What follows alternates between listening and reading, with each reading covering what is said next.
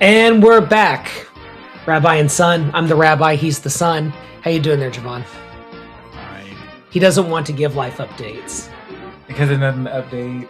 You know, I'm breathing. I'm alive. I'm working. That's right. You know, shuffle in, shuffle out. The same, you know, clock in, clock out. Daily grind. Yeah. Yeah. And, you know, you're home right now. Then you're working here, and then you're going to go do some other stuff. Exactly. So Which I cannot wait for. I know, like every night that we see you, you're just like, yeah, I'm so excited. Like the sooner it's May 1st, the sooner it's, 24 more days. Not that you're counting Exactly. every single day. But I'm counting. All right, well, let's get into it. So these are Reddit questions. So this person says, recently, okay, I should actually think this is, would I be the A if I asked my friend's partner if they even like me? Okay. All right. Here we go. So this is from a couple of years ago from someone named Noggles. Okay. So recently I've been doubting the validity and value of it's a 29-year-old female, friendship with my online friend who's 20. Okay. So pretty. Wait, what? Yeah. Seriously. Yes. This is two women. So one is 29. This is the person who's writing this. And then their friend is 20. Okay. Ew. Immediately. Okay, suspect. Okay, let's continue on. Basically wondering if said friend even likes me, because it's all capital letters, anymore, and asking if their partner, who's a 23-year-old female, could save me a lot of grief. I make excuses for people, and looking back on some things, I'm starting to wonder if this person cared about me as a friend, or if I've been a free therapist for 9 months. I don't necessarily mind the imbalance in the friendship of me doing more, because I don't think friendships need to be an equal transaction, but I'm wondering if it's even a friendship at all, or I was just projecting and assuming asking their partner could clear this up for me. Okay, this is already like, can I ask you a question? Like, do you have friends who say they have online friends? No. Okay, so I have heard this like several times where people are like my online friend, and I kind of get it from when I was younger, because we had like chat rooms and stuff like that, right? Or you had like bulletin boards that you would post on. You didn't have social media the way that you do now. So like, I don't understand how people become online friends these days. Okay, and no. You know what I mean? Like, I don't like, so I need to be educated on this. No, I have nothing, I'm not opposed to it, but like, you know, it's just like, I'm old and irrelevant. No, because like, I mean, there's all like, PlayStation, Xbox, Nintendo. So like gaming and stuff. Yeah, like that's what you mean, gaming. Like, oh yeah, no, actually no. Ruby has some online people. Okay. That she gamed with. That's who I was like on the phone with, because we were playing the game. Okay. And yeah, I was like, huh. They would just be playing whatever game. Okay. And then they would just, make a little Discord and play games. Discord seems to be the thing. That's something that like I tried to get into. Yeah, I just got into Discord. I just figured out how to use it today. I was like, Ruby, how do you do this? Does it feel insanely complicated? It does. I'm like, okay. This is just like a lot for something that I would think is like so simple. And I was like, how old am I? Like, I'm supposed to know how to do this. And I'm just like, you know what? Something like even out of my, wheelhouse. It's funny because when I saw Discord for the first time, it felt a lot like very old school, like chat rooms and stuff like that. It felt like America Online from like 1996. Or something like that. And I kind of was like, why are we doing this? Like, this seems like very antiquated, and like, how is this appealing to anybody? What? No, because I think when I was in AmeriCorps, my team leader had friends on Discord from like around the world. And I'm like, I don't even know how it works. Yeah. I barely know how it works. Right. Like, let alone what exactly, like, because I assume it's like Reddit with like different servers, like talking about specific things. Right. Because I am on one, like for one of the games that I play, like when there's like new updates or whatever's coming, then there's like updates on there. But then like I'm just like confused on like everything. What am I supposed to do with not this? Like a specific game. So then like, oh, you want to be a part of like the gaming community, like this gaming community. So you like join the click the link. like, Mm-hmm. and then you join the community. I don't. Yeah. Yeah. Okay, well, I'm glad to know, because I feel like it is a bit of playing the cheat code, but like anytime you feel like something is cumbersome or unnecessary, that's like newer technology, it does give me a certain level of relief that I'm not just the old man who like needs to be put out in a rowboat and I don't know, whatever. because people keep telling me I'm like 60. So it's like you can't really gauge that. That's kind of true, though. Can I be honest with you? You're not 60, but you are kind of like 45. Like you are not the stereotype of whatever Gen Z is. Yeah, but I'm like, oh my God, give me some credit. Like, I have fun. I go out like in foreign countries. Exactly. Like, I enjoy myself. Yeah. Like, y'all just don't see me outside of like, right. Anything outside of like work circumstances. Right. Like, I have fun. Like, right. I'm not always. Yeah. In your fortress of solitude. Exactly. But yeah, I was like, oh my gosh, I am not that old. But sometimes I'll be like, but what is this?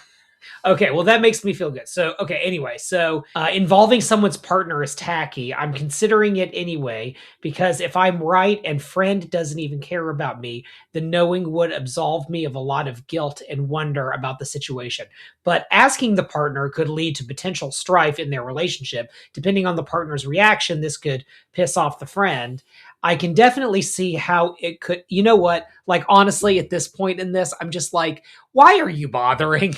Like, this is way too much stress for like your internet friend. Sorry, like, don't mean to. I was gonna be like, you're almost 30 and you're worried about whether or not people are friends with you. Whether or not a 20-year-old feels not, there's a like little, that is something I'm just at my big age, and you're at a bigger age than I am.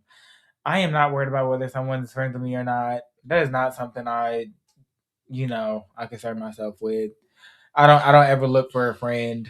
That is just not me. Yeah, they come to you. Yeah, I'm just, and I don't say that, because I'm like, I have a big head or anything, but like, so humble.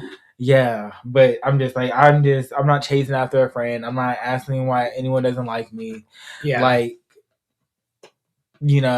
it's like, you don't like me. Oh well. Yeah. What's next? You're just, another name to the pot. Another, Right. It's just really like, if you did think that, like, and you are believing these things, then you weren't friends in the first place. Right. Well, that's what I worry about for this person, because like she keeps going on and on and on. So I'm not gonna I'm gonna skip over all that stuff. But we haven't spoken in days, blah, blah, blah. Okay, so then here's where it gets into the religion part. Okay, so excuses I make. It is Ramadan, and I am told it's not uncommon for everyone fasting to be cranky. Don't think it's acceptable, but it might not be about me.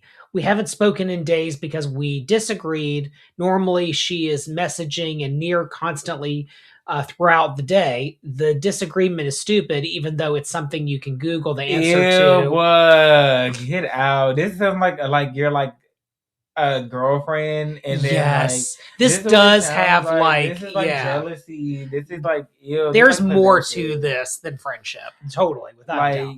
I mean, from this person's side, because I don't know the other person's side, but this person seems like a weirdo. Yeah, okay, so you can Google the answer. Like, she doesn't want to hear anything that doesn't agree with her thoughts. She is like this on several issues. She knows I am sick and have a lot of stressful things happening. Made me realize she never really cares to ask about me much, not just now. When I'm having issues, it often gets ignored. I've told myself it's her ADHD, but maybe it's just her never cared. She uses the ADHD as a catch-all excuse, and I've enabled. Okay, so now we get to the religion part. She is a Muslim convert, which I thought wouldn't really affect the friendship, but she has sent me stuff from the Quran about Jews being arrogant, shameless tyrants because I'm Jewish. I was really trying not to take this personally, but was she telling me right from the start we weren't really friends and I just didn't listen? That's like, it was weird, and so I tried to put a vocal inflection in it. Yes, you were not friends if she sends you messages saying, "Hey Jew, you're an arrogant, shameless tyrant." Yeah, I mean, like she buries the lead here, like, with a lot of end. Like, I was just like, I don't know. It took you how long? 9 months or Yeah, whatever. 9 months. Yeah. For you to realize, like, and this happened early on in the friendship. If somebody, was sending me something, being like, I don't know, black people are the devil's minions. Oh God. Then like I would be like, yeah. You wouldn't immediately think like, are we still friends? yeah, that's not like this is like insane Yeah. for you to be like 29 and you to still be this childish. Like I just imagine this person as like just real like soft, like sensitive. Maybe we could use soft.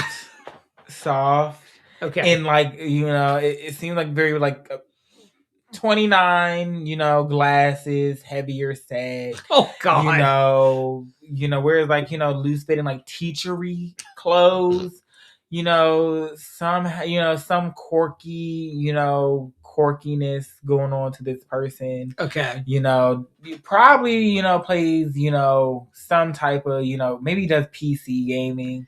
Okay. Because this person sounds like someone that's on the internet a lot, right. Yeah. I do worry about that sometimes, that people spend so much time online that their orientation towards relationships, like it's not just a like, okay, so I'm going to do like a back in my day, but like back in my day, you would go online and yeah, maybe you were into like, you'd go into a chat room at a certain time of day or whatever, because there's like a meetup of like people who are into whatever the person's into. And I could see like that being validating and meaningful. And I participated in some of that stuff. Like when we did One Shul, which was a project that we had 13 years ago, it was really cool to like go online. Like we started an online synagogue before there was any of this tech stuff and Zoom and whatever. And it was very meaningful to like talk to those people. And I think we still follow each other now, but like on Instagram. But like you also had your like outdoors life. You still had your like life that you lived with your friends and family and your local community. I'm worried there's people who don't even have that. All they have is the online. Yeah, I don't know. I just can't. I don't know. Me personally, I just have to like meet people in person. Like I just feel like that's a better like way to gauge, someone. I don't really know you online. Right. Like you could just be any random somebody. Right. Just like meeting people in person, like it is better. And then I just feel like this person has never had like a healthy, friendship. Like because not with this person. No, like literally, because like, oh my God, your friend hasn't talked to you in a couple of days. That is not green light for like meltdown. Right. Like, right. Me and my friends, we don't talk every day. Sure. The only one of my friends that I maybe talk to every day is Ruby. That's maybe. That's like maybe every day. But then sometimes we go for like maybe like a whole week. Sure. And then my other friends, for however long, and then it's like regular. Right. It's not oh, you didn't want to call me and blah, blah, blah. Because, we understand that, like, we have lives and we are busy. And that happens, like, as you get older, too. Like, as you get older, that becomes more and more of an issue. Yeah, it's like, we all know, like, we are all doing something, working, school. Yeah. Whatever we're doing. Everyone is busy. Like, if you were, like, to see, like, my friend's social medias, it's like, everyone is doing something. Sure. Like, my friends are really like politically engaged as well. Okay. So they're also doing like, political stuff. Okay. On top of I didn't know that you had friends that were politically engaged. Oh yeah. Like, I mean, come on. It's this generation. Well, true. Engaged. True. Like, and like, come on. Like, we've been doing nonprofit work. I met every single one of these people doing nonprofit work. Oh, okay. Got it. Yeah. So it's like, that part of your friend group. Exactly. Okay. Got it. Yeah. That group. Totally. Without a doubt. They're like, super engaged. Yeah. Like, yeah. Fair enough. Like, I was thinking more like local region. I mean, no, even like, my other friends, they're still in college, they're in college. They're finishing up on, their stuff. So like, we do an occasional, like every couple months, like check in. Yeah. Just like, a brief catch up. Like nothing too serious. No one is like out here being like, oh, you haven't talked to me and we haven't talked in this long and 24 days and 13 hours and 24 minutes and 17 seconds. Like, no one is doing one's that. doing that, Like, it's just like, we all understand that. Sure. And this person does not understand that. It sounds like. It doesn't sound like, if this person was sending you all this stuff, like, this is not no, like, shady microaggression, just like in your face. I'm not going to be like, that person absolutely did that, because like, I don't know, and I don't know the context. Sure. It could have been like, like, I'm converting to, Islam, like, and my friend is Jewish, so I want to, like, what does this mean? Right. Like, maybe what's that context? And like, I don't know what this person is, so I'm not going to like, but that could have been the context. But like, even if it wasn't the context, then like, you should have been like offended. Right. And if, or what I said was the context, then you should have been like, oh, like, they're trying like not to go into this thing with like the wrong message, or like get into something and ideas that like, would be harmful. But this person, no, stay away from like this girl's like boyfriend or girlfriend, whatever. Yeah. Like, leave it alone. Like, well, that's the funny thing too, is that like, certainly, like, if people want to convert to different religions, go for it, like I did.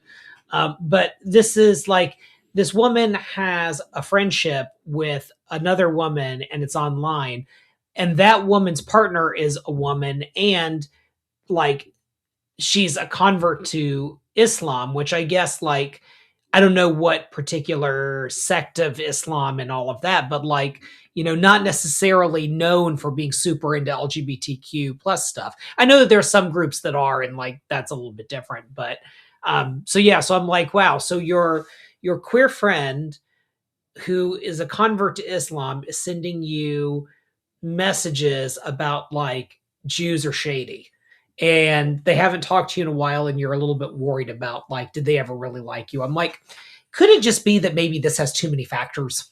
You know what I mean? Like, could it just be there's a lot going on? Yeah. Like, sending you things about Jews are shady, but then like, you're lesbian in Islam. It's like, there's a lot going on. Complicated. It's just complicated. She's 20. She's finding herself. Yes. Like, you're 29. You should have found yourself a long time ago. You should kind of know who you are at this point. Right. Okay. There you go. So I'm just... And maybe she doesn't. Like, who knows? We don't know this person's story. I mean, I feel like at that point you should know yourself. Yeah. And I feel like it's like, I wouldn't know how you wouldn't at that stage in life. Regardless of what you would have went through. Right. Like, you should have been like well developed at that point. But like, people just don't know what healthy things are. No, they don't. God, I have, sane friends. Oh my gosh, my social circle is amazing. I would like hate if I was in a situation like this. I'm like, this would just be like, yeah, it's like, oh my God, I didn't talk to you in a while. Like, like the person like this is just too much. Yeah. I was like, actually, no, we're not friends. Like, I would have like, there you go. Like, you would just be like, I'm done. This is crazy. Right. This is crazy. Right. We haven't talked in a while. Okay, I'm busy. Aren't you busy? Like, you should have more going on in your life. Like, right. Than just like one person. Like, yeah. And like, this is what it seemed like this person was that person for them that they're like talking to, communicating. And it's not that the only person, the way that like it sounds. Right. And it's just like, once that stopped, then it's like, the panic sets in. This person sounds, like they have abandonment issues. Yeah, and they could, yeah. Look at me psychoanalyzing people from a screen with no PhD. Hey, listen, like, they pay us the big bucks to hear our opinions. So, okay. All right. So, yeah. So to this person, I would say, yeah, get some more friends, get friends that don't call you tyrant. Like, and if people are sending you religious scripture saying that like being a Jew is a problem and you're Jewish, then they are the problem at that point. Like, that's how that works. Yeah. I mean, you should know that. I don't know why we say that. I don't know why the thing that has to be said out loud and on camera. I don't know. That can be replayed multiple times. Yeah. This is common sense. Well, let's try this one here. So this one is, Am I the A? This is from Taylor-Swift Lover. Okay, so a Swiftie. So am I the A for choosing to go to my boyfriend's for Palm Sunday instead of the second Passover Seder? And in little brackets here, I am converting to Catholicism. Okay, so they put an edit here. Edit, not important, but I just realized I said my boyfriend is 18. He's 21 anyway. Okay. So, all right. So, clarifying ages. Okay. So, I, an 18-year-old female, more young people stuff today, apparently, have been dating my boyfriend who is 21, I guess, if correcting it, for a couple of months. Ew, I don't like that. Already couple of months. 18 and 21? Yeah. I just like that's too, like, like, that's just, I don't know. Is it just, it's just the possibility that one person's in high school and the other person can drink? Like, yeah, that's just, there's, like, yeah. just, I don't know. I don't like that. I kind of like how other countries do it where everything happens at 19. Yeah. You know what I mean? Like, they pick the middle and just bam. Yeah, this, like, I don't know. It just makes it seem off. Like, like, the stuff that you're allowed to do. That's what makes it, that's what's setting me off, right? Like, every time that's like, because that is, it's not crazy, but it's like, it is actually crazy. It immediately causes a red flag. Yeah. Have you known any people where, like, the 18-21 dynamic was, like, any, like, couples that you've known? I mean, there was, like, last year during summer, I wouldn't call them a couple. I would call them a situationship. Sure. And, yeah, very messy, very messy. An 18 and a 21? 18 and, like, 20, more than 21. Ooh, okay, yeah, that's like, complicated. That's too messy. Yeah. And it was messy. But, like, it never affected, like, the work, so. Okay, well, shout out there to you them for keeping professional. Hey, that's great. Okay, all right. So, an 18 to 21-year-old, 18-year-old female, 21-year-old male. And this is a female writing this. Over a year before I met him, I've begun converting to Catholicism from Judaism. I'm sure your parents are thrilled about that, but we'll continue on. He is also Catholic. Okay, so dynamic.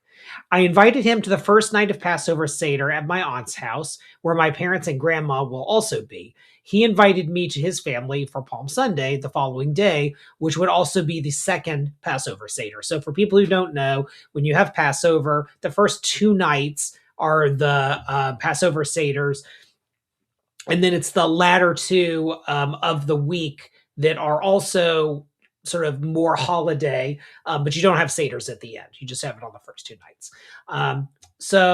Okay, so she gets invited to Palm Sunday, which would be the second night. So she said yes. My parents, who are, I like how she worded it as still Jewish, who are still Jewish, though not religious in the slightest, are mad I'm converting. Okay. Are upset and saying I have loyalty issues for choosing to go to Palm Sunday. Truth is, even if I never met my boyfriend, so glad I'm dead, I love him, I'd still have gone to church, and I'm very excited as the catechumen, I don't know if I'm saying that word correctly, to be able to celebrate the holidays with people. My grandma has been trying to guilt me as well. Jewish grandma guilt, I can see that. My mom gets mad whenever she sees my boyfriend's crucifix necklace, and my dad has gone to the extreme of calling Jesus splayed out on a cross a rag doll. I hate the divide this is causing. I do believe I will end up marrying this man, Lord willing. But regardless, I'm under the impression that I'm not making the wrong choice, but I'm sick of being told I'm disloyal when that's far from the truth. So am I the A for not going to the second Seder and going to Palm Sunday with my boyfriend, who I want to marry badly and want to have all his babies? I've decided that's how she feels. I'm getting that energy. Yeah. 18 to 21. Yeah, no. I feel like, and this is my problem with parents. And it is this, like, just this belief that, that they create in their head of who and what their child is going to be. Sure. And that is not who your child is going to be. That is not what they're going to be. Mhm. Like, so all of these, fanciful, dreams, that's just not what your child is going to be. Right. Your children are not an extension of you. They are their own individuals. That's with right. their own mind, their own brain, their own, personal autonomy to do as they please. Sure. If she, believes that Catholicism is what speaks to her, and that is, the path that she wants to walk, then she should be allowed to walk that path. Just because you are something doesn't mean your child is that something. Sure. Simple. Yeah. Your parents should respect you enough to, one, not be insulting you and calling you a traitor, just for you choosing and finding something that's supposed to be dear to you and to your heart. Yeah. Something that, they should respect. They want, and this what also happens, this bullying of being like, and this is the thing that, what really turns people off to religion as well. It's like this bullying. Like, if you don't do this, then you're well, I'm just, you're for her, it's you're a traitor. Sure. Or you're going to hell. Or yeah. It's just all of this, right. Just this fear. Right. And that's not comforting. No. That's not comforting. If anything, that's pushing people away. You with this nasty attitude. That's the parents aren't doing themselves any favors on at this all. one. If she, marries this man and she decides all right, that's what we're not dealing with these people. Right. And then decides, can I talk you at all for the rest of your life? And then, you're going to feel bad. And then it'll be like, you did this. This is perfectly avoidable, by just minding your business. And if you're not even practicing for real, then who are you to be the grandstanding? Who are you as, I get it. Okay, you're the grandma, but you had your day in the sun, it's you had your time. Yeah. This isn't your life. Right. Right. I'm not you. I'm not following you. Right. Y'all have one life. Yeah, this is what I need people to understand. This is your life. Your singular, own, unique experience. Yes. Seize that experience. Yeah. Live. Yeah. Live. Stop thinking about what other people are going to say. Because it's just going to be every time you do that, it's going to be someone else saying something, and you just can never move. Right. So, yeah, for this girl, just go ahead and convert to your, Catholicism. Do all the, I get the appeal, of Catholicism, nice chapels, very witchy. It's very witchy. It's a very witchy religion. How so? What? How's it witchy? It's all gothic. It's so. Oh, you mean because of the aesthetics? Yeah, and it's all so of that. Yeah, there is a kitsch factor to it. Yeah, it's so gothic. It's so just magical because so ritualistic. Sure, it's so everything. So, right. I get it. For her, it's one of the more exciting. Yeah, it's got a lot going on. Yeah, got a lot of it's very but yeah. So it's that's what she wanted to do. That's what that's what she believes, and just let her be. Yeah. So no, obviously it's your life. You went to one, out of respect. You didn't really have to go, but you wanted to because your parents were there, your grandmother was there. Yeah, you wanted to. You did. You did the respectful thing. So the respectful thing for them to do is let you mind your own business, right, and then mind theirs, and let I wouldn't say let you go because you're a grown woman. Go. Yeah, now that's a factor that we don't know as much about in this part because she's 18. We don't know if she's living on her own. We don't know if she's in high school or in college. I mean, I assume she's on her own just from the way it's kind of worded, but I don't or living with her boyfriend. Is she living with the? Well, no, they've only been dating for a couple of months. Oh well, so people move fast. I mean, but maybe. Even so. But high school 18 and college 18 are two different animals. You know what I mean? No, but I feel how are they going to make you go? This is the thing that I'm make you go to the aunts for yeah, Passover. yeah. I mean, if she lives at home with her parents, It would be like, come on, get in the car, we're and going. then no. And then she would just stay home. Is that what you're... Yes. Like, I don't think that an 18-year-old who lives at home with their parents and is like maybe still in high school for that matter. Because again, we don't know. Like, we don't know what what kind of 18 are we talking about. Why would you as a parent force your child to go somewhere they don't want to go? How many times have we forced you to go somewhere you didn't want to go? Many times. When? Many times. To where? I would say in the early days of, you being our son, we dragged you to all kinds of Jewish communal events that you would have much rather not gone to. You were a good sport about it. Okay, but you I wasn't continue 18. to be. Okay, but like, I wouldn't say. And I've never had, plans that like bumped. I never had like, I never had something going on. Look, we have never been in a situation where like there was a religious event that you couldn't go, that you had something else going on or whatever that conflicted. Yeah, I mean, by then you're out of the house, like, going and like living in other states. And so that's a little different. Yes, exactly. So we never had this like situation. Okay, so I will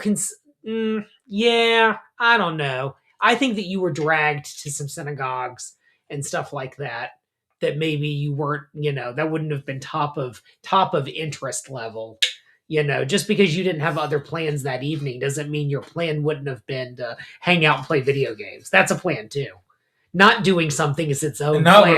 If I already had plans, but if you knew I had already made plans, like, well, that's why we're big on the calendar system of like, you put it on the calendar. That way you can't make plans. Exactly. So that's why we never run into this problem. So we never had this problem. We've never had this very specific problem of you wanting to go somewhere. Yeah, but you're a different cut of cloth. Like, it's like you said, like people think that you're 60. Like there wouldn't be as many situations where, this could happen. Okay, but like point being. Okay, anyway. Point being okay. You went to one day. We're going to assume that she lives out of the house. She's in college. Yeah. She's living in a dorm room or an apartment, whatever. Give her as much autonomy in the story as we can. Yeah, but like, okay, you did that. And now, you did that one night. Right. You did that for them. Your time is yours. Mm-hmm. Like, it's like whatever. They feel, they have a feeling about it. Who cares? Right. Who cares? It's like whatever. You did it. You went. And it's like either you can accept me going this time or I'm not going to come any other time. You're going to be like mad at every other time because I'm not like, dealing with this every time. Who has energy for that every time, every conversation, every time I talk to you something negative? Right. Like I'm ready. Like every time there's an argument. Right. That's not something people are equipped for and that are going to do. And, people, especially in these days, don't believe that blood is thicker than water. Blood is thicker than water, and so is poison. Oh, God. Both equally as toxic and can, kill you just the same. So people, choose to choose their own families. And sometimes it's the healthier system than, the biological ones. Yeah. Oh, that was so poetic. That was very getting my credit, people. So this one is from Shira Ruth 613. Man, that is a very Jewish handle. Shira Ruth 613. These are all things, by the way, that no one has asked us to comment on, but we're commenting on it anyway. Okay, so this is from a Chabad. And basically this thing says, peace and blessings to each of you. In the year 2000, Chabad of the state of Florida formally appointed a particular rabbi as a representative of the city of North Miami. Since that time, he has selflessly done all this amazing stuff. Okay, now here's where it gets to be the politics of synagogues. It says that this rabbi remains the only authorized Chabad representative in North Miami. Only through his appointment may others represent the name of the Rebbe and of Chabad Lubavitch movement North Miami. This applies equally across all languages, nationalities, customs, etc. Any individual or organization presenting themselves as Chabad Lubavitch in North Miami without this authorization is engaging in and this is the great phrase that I like, fraudulent misrepresentation. Okay, so them's some strong language. So the question, of course, which like she didn't really ask a question other than the title of this post, which is, does anyone from the Florida Chabad scene know what this is about? And like the fact that it's called a scene is sort of funny. Okay, so explaining this. So okay, so sometimes what happens is you will have a rabbi who is a part of a movement, like they're ordained that way. And then they're not like officially doing something within the movemental hierarchy and structure and whatever. And then they move into town and it challenges that like official structure, right? The kind of joke of this is that this is what Chabad gets accused of doing in a certain kind of way. So they'll move into a town where like there's maybe an older synagogue, the community is kind of not that active, whatever, but it's historic. So they'll move in and then they'll say, well, we are finally bringing Jewish life to whatever this community is. Well, the Jewish life was already there. It had been there for 100 and whatever freaking years. But it's just that they go in there and they like bring Orthodox Judaism and a particular approach, whatever. So the idea that someone who is a part of that movement is encroaching on a movement that then gets accused of encroaching on other people is fascinating. Turf war. Your thoughts? Turf wars in religion. I mean, I don't know. This is like, I get that like people want to like have a community, but I think it does get to a point where it's like the people who are like running these, religious organizations. Yeah, synagogues or whatever. Yeah. Yeah, it's like, they're all for like, let's get the most people so we can have the most money. And it turns like to this capital thing. Oh, okay. And then like it's like stripped of that like, spiritual, aspect. And then like it's like this race for capital, but then it's like you have all this money and then it's not like poured into the community. Right. So it's like people are like ill and then they, sometimes walk away from those communities. And I think this is, a start to that problem of people being like, oh, well, you don't really care. And this is a, like, how many people can you get? Yeah. And, like, rather than, like, how you're actually helping the community. Right. And then, so it's just like, yeah, you did all this, turf war stuff and to build this community. But now, like, you also push away that community that you'd otherwise had if you'd actually, like, did something for the community.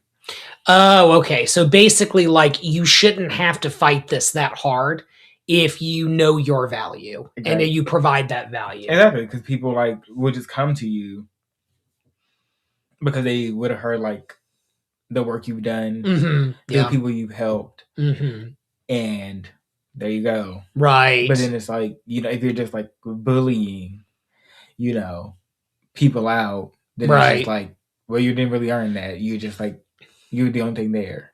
Right. And if that's like the one thing there and it's like you're looking for community, it's like, oh well, like I really don't like going there, but like, for the holidays I just like, stomach it. And then so that's what that is. Yeah. Well, let's see what we got some comments here. So Aria98, who like actually sums it up great, is that this is Nerishkite politics. So in Tokyo, there are two Chabads. The authorized version, which is what this kind of letter is about, which can be seen on Chabad.org's website, and the quote unquote unauthorized version, which is, this is my favorite part of this, is it's Meshechdis. It's like, so there is a subgroup within Chabad that are not part of Chabad, like officially. Right. But there may be people who grew up that way. They're admirers of the Lubavitcher Rebbe, whatever.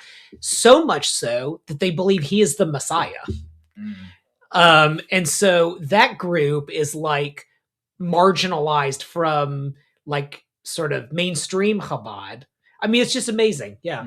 Okay. So Arya goes on to say, it's happened a lot where I was growing up on Long Island as well. I know some Chabads that don't have the approval of headquarters and they call themselves something other than Chabad of whatever. They come up with some other name, but they're Chabad houses just like without the name. So I actually have some experience with this. So this happened in a city I lived in where it was something like one of the Chabad rabbis, it was like there's a lot of them and they all worked under like the state, I guess, hierarchy, right? But they kind of wanted to start doing certain things and they weren't being allowed to. And so they basically split off. And then the Federation, Jewish Federation, even got involved and were like, come on, like find a way to not fight with each other, like make it work, whatever. And there was like fighting over who was going to get to control the movement's, I guess, whatever, like hierarchy in that state when whatever rabbi wasn't in charge anymore. So it was going to be, so the Hasidic Jews are dynastic. They want like to pass on to sons, and the like daughters marry rabbis and they pass on to the son-in-laws, whatever. And so this one rabbi was like, well, but I've been here for so long working like under you, doing programming, whatever. And this other rabbi was like, no, we're Hasidic. Like we pass on to our sons. And so I think that was the other part of it too, was like a succession type of issue as well. I mean, I don't know. I feel like it's just like with anything, there's always a game to be played. Everyone's always playing some game, you know, to get some type of power over somebody else, to climb some ladder. It is always, everything is a game. Wow. It really is. You may not think it is, but like, I mean, you wouldn't think a religious space would be an organ like for that, but here we are. Yeah, I mean, that's the problem, right? Is that even if we have the best intentions, human beings are still human beings. We're still fallible, and we're still like, you know I've had situations before. Like I had one kind of recently where I felt very protective of something and I was like, I don't want to give that away. But then at the same time, it's like, you kind of just have to, like, don't be a jerk. Like just do the thing. So I don't know. But someone here, Off the Grid Yid, that's a good name, described it as an unauthorized franchising issue. Yeah. So that is a good question though. Like who owns the right to that name? Because if it's a religious movement, I mean, I guess technically the movement owns it, but I mean, it's a broader religious like concept. I don't know. I mean, Chabad's a very specific thing, but like, I don't know. Yeah, but it's like, who cares who owns the name? I mean, you shouldn't be allowed to own the name. Like, you get what I'm saying? Like, if it's like a religion, it's like, who are you to tell someone they can't be the same thing without your approval? Right. Because they didn't go about it this way. Like, that's the problem. Like, this is the problem I, get like with like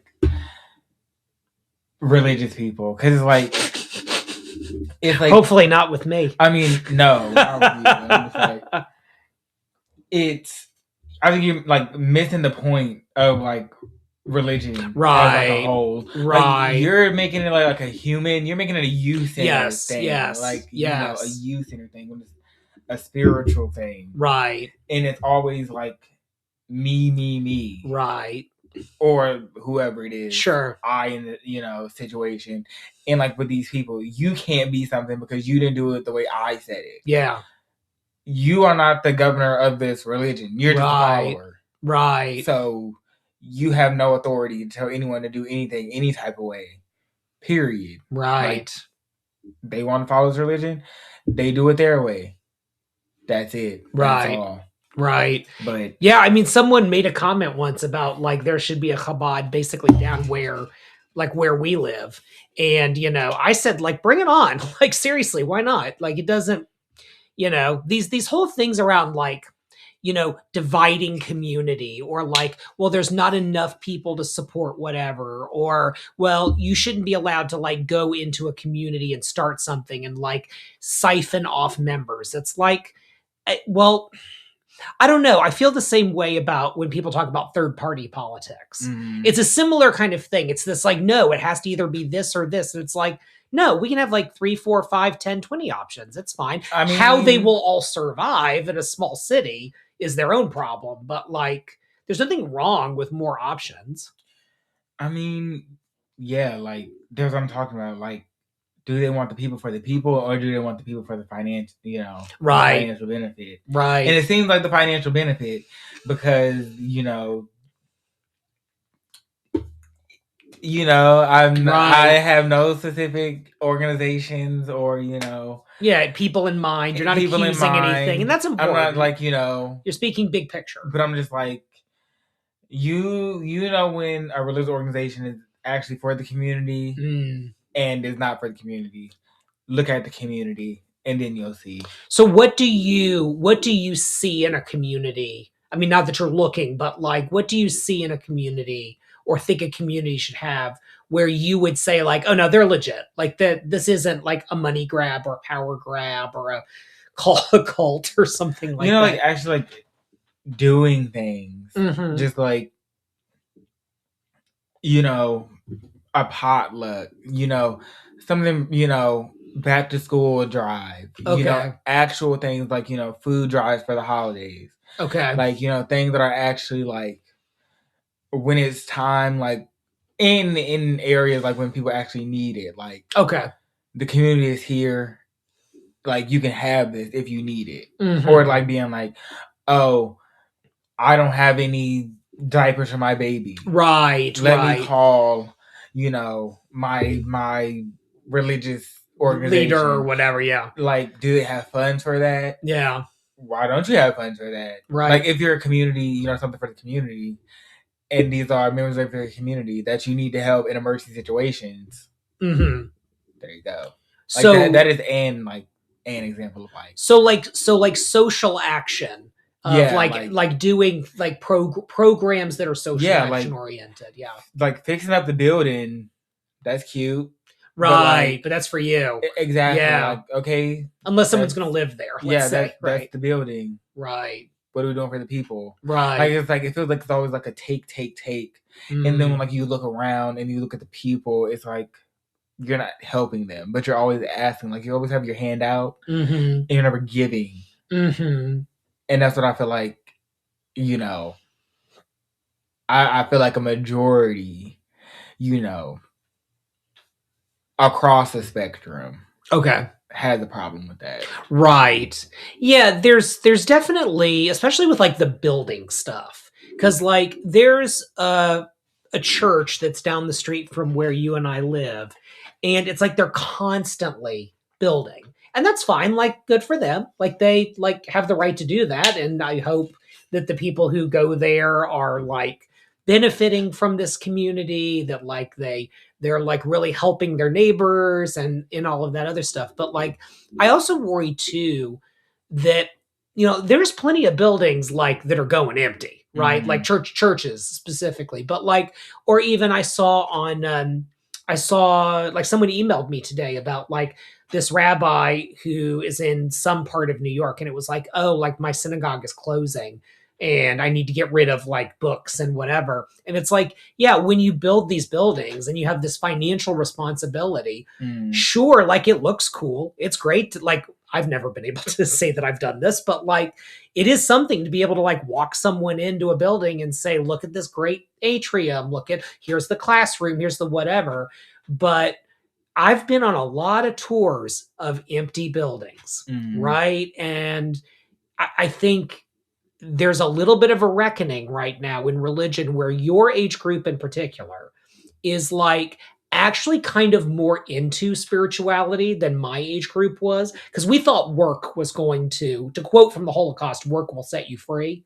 We thought that. We married our jobs. Our jobs had to have social purpose, because that's like how we earned heaven, was by staying late working at the company that's just gonna like make the world a better place through better accounting, or like some nonsense like promo thing like that. Your age group is more like, nah, I'm not into the rat race.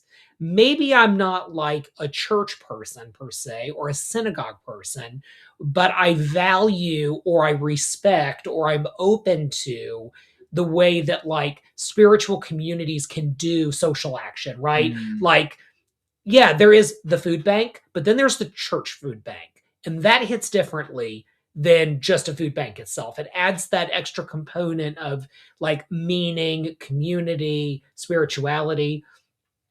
But like at the same time that I see this in your age group, like a very thoughtful approach to religion, there's new buildings being built all the time. And I'm like, don't any of you notice that like you're just trading one set of empty buildings for a set of buildings that will be empty? Meanwhile, Gen Z is like, yeah, like let's volunteer at the night shelter. Why can't the church or the synagogue go do Habitat for Humanity or whatever? I don't know. I don't get it. I think, I don't know, religion is really like, trying. It's trying, but and I feel like, like, I don't know, I feel like it's trying, but like, it's trying. That's all I can say. It's trying. It's trying. Okay. It's trying. But I think like, people are just tired, and like praying and hoping isn't really helping. Yeah. So it's like, I think that's like, that's not giving people comfort anymore. The sort of thoughts and prayers stuff doesn't give people comfort. Yeah. Right. Because it's like, what do you think gives people comfort, if anything?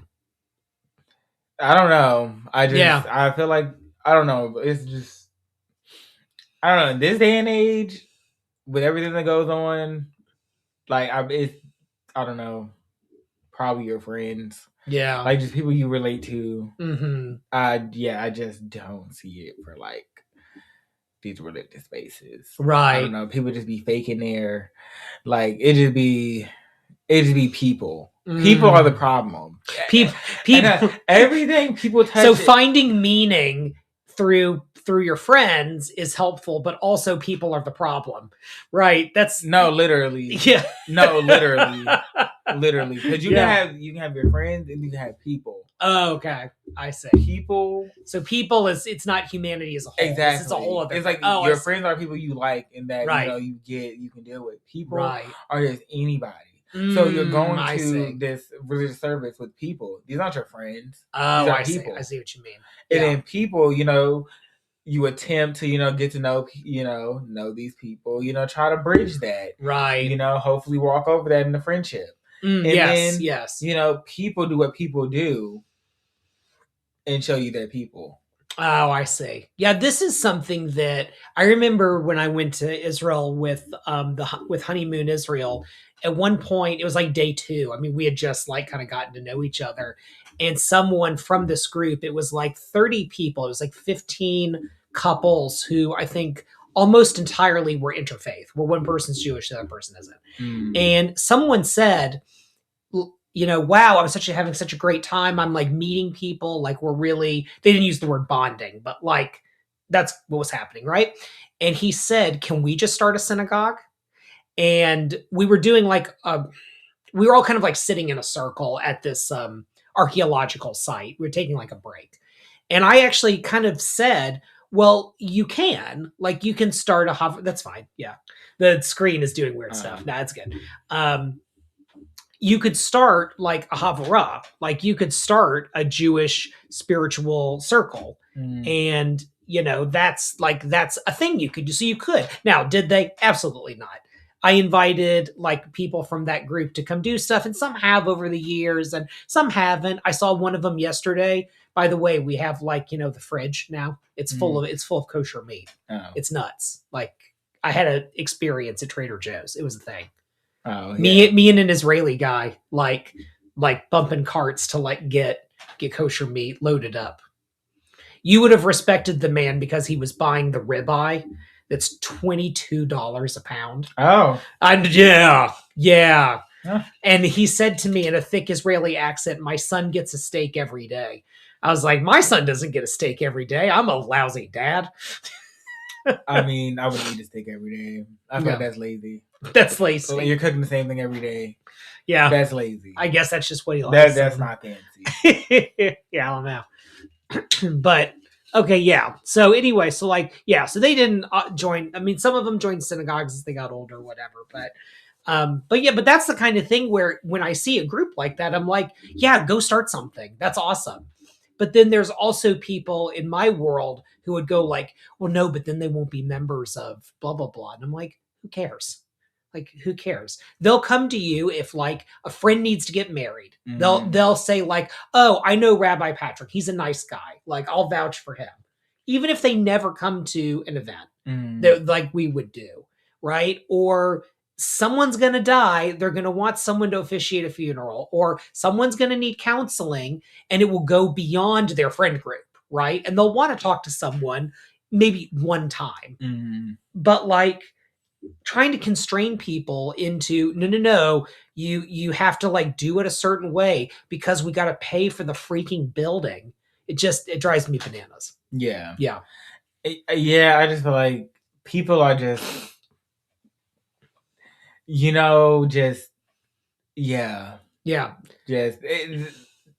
people. Like, they find a way to like turn something that's supposed to be, something useful and just flip it. And that's the curse of humanity. Yeah, well, this going back to this actual example of a community kind of starting up like this, apparently there is this kind of thing of the, unauthorized ones being like connected to this Messiah-ish kind of thing. So I remember like one time it was Stephanie and I were in Israel and we were just kind of like tourists, like walking around, and suddenly we found a group of those people and they were waving yellow flags, and we were like, we'd never seen you guys before. Interesting. The things you see while you're on vacation. Yeah, but like, I don't know. What I feel like is, I don't know, because it feels like this is the same thing you have like with like every religion, where like they're like is one big thing, and then there's like the splinter off groups, and then they call them people crazy, right? Because somehow what they believe is like like more crazy than what you believe. So it's just like, what are we talking about here? And how are you more right than them? Right. When like you don't know that. Like that's the whole point of faith. Like you don't know, and they don't know either, but they believe that this is right, and like you believe what you believe is right, and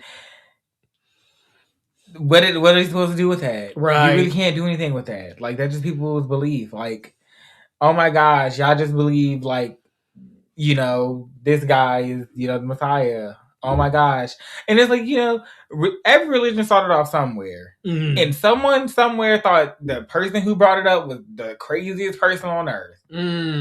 So it's just really like, it's another day.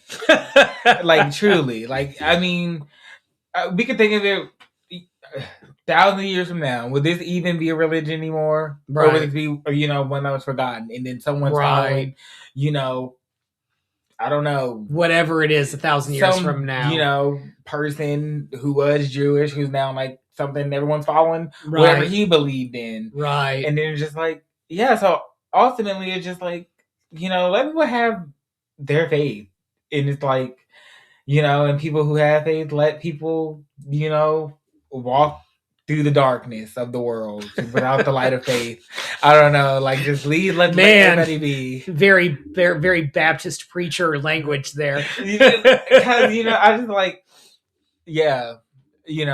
but you get the point. Yeah. Like, So if you believe you're walking in the light, you're walking in the light. Mhm. If you believe you're walking in the dark, I mean, hey, we're all on, life's the journey. We're all here once. Live is my advice. Let's leave that one at that. Exactly. Thank you to our sponsors at Darshan Yeshiva for making this content possible. Darshan Yeshiva provides beginner-level online Jewish learning, including the very popular Conversion to Judaism program, with sponsoring rabbis and students all over the world. Start your Jewish journey any place, anywhere, and anytime with our conservative, reform, reconstructionist, Jewish renewal, humanistic, and post-denominational rabbi mentors. Become the Jew you always wanted to be with Darshan Yeshiva.